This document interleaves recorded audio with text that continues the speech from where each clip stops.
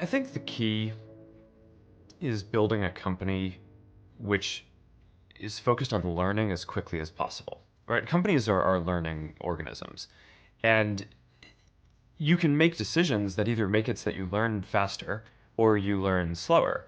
And in a lot of ways, building a company is like following the scientific method, right? You try a bunch of different hypotheses, and if you set up the experiments well, then you kind of learn what to do. And I think that's an important philosophy. So there are all these different decisions that we make inside the company, everything down to really empowering individual engineers. We invest in this huge testing framework, right? At any given point in time, there's not just one version of Facebook running in the world, right? There's probably tens of thousands of versions running because engineers here have the power to try out an idea and and ship it to maybe 10,000 people or 100,000 people, and then they get a readout on how that version of what they did, whether it was a change to show better content in newsfeed or a UI change or some new feature, they get a readout on how that version performed compared to the baseline version of Facebook that we have on everything that we care about, how connected people are, how much people are sharing and how much they say that they're finding meaningful content, business metrics like how much revenue we make and engagement of the overall community.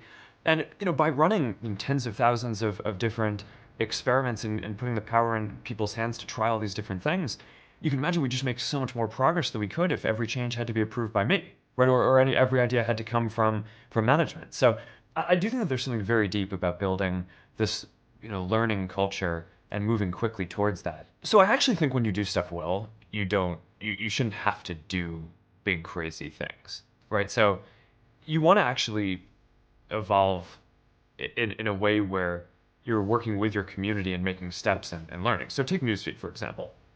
That was a relatively big shift, but it actually had been a couple of years in the making by watching how people were using the service, right? So, when we started off, we didn't have anything like newsfeed that showed you updates from what people were sharing. We just had profiles. And what we found were originally one of the big behaviors was people would just click around, right? They'd click on different profiles, hundreds of them, and they'd go through all their friends to see what people had changed, right? To see what the update was in their friend's day. And we learned from that people were not just interested in looking up and learning about a person, but also understanding the day-to-day changes. So, first we made this product that just showed in order which of your friends had updated their profile, right? So that at least told you whose profile to click on. And then, the first version of Newsfeed was really simple. All it did was it basically took the content that people were posting and put it in order on your homepage. So I think when things are working well, you use data and you use the qualitative feedback that you're getting from listening to how your community is using your product to tell you what problems to go solve. And then you basically use intuition to figure out what the solutions to those problems might be. And then you test those hypotheses by rolling them out and getting more data and feedback on that. And then that gives you a sense of where to go. When I look at things like, we bought, the Oculus team for a lot of money, right? I actually view that as, if we'd done a better job of building up some of the expertise to do some of that stuff internally, then, maybe we wouldn't have had to do that. But, instead we hadn't done that. And, the Oculus team is by far the most talented team working on that problem.